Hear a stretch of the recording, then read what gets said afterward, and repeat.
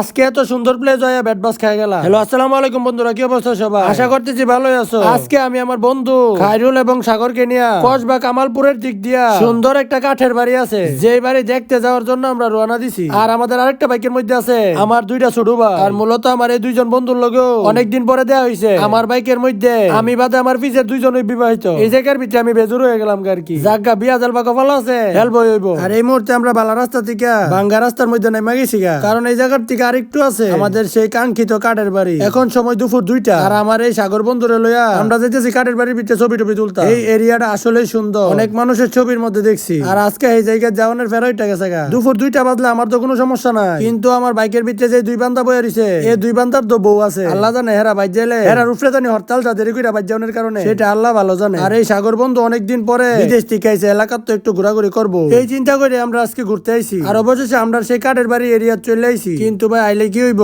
এই বাড়ির দারোয়ান কাকা এই জায়গার ভিতরে 3টার আগে ঢোন জানা মালিকের অর্ডার। আমি তো হেবাটারে কই আও কাহা আমরা দেলার নামটা অনেক দূরে তাইছি, আপনারা বকশিস দিমু। হেবাটা কো 3টার আগে ভাই খোলা যাইতো না, যত কিছুই আপনারা আমারে দেন। তো আমাদের পক্ষে 1 ঘন্টা বসে থাকা এই জায়গায় পসিবল না, যে কারণে আজকের দিনটা আমরা বেড বাস খাই গেলাম। কিচ্ছু করার নাই, কপালে আসলো। আজকের ভিডিও এনে শেষ করলাম। দেখা হইতাছে তোমরা লগে পরের ভিডিওতে। আল্লাহ হাফেজ।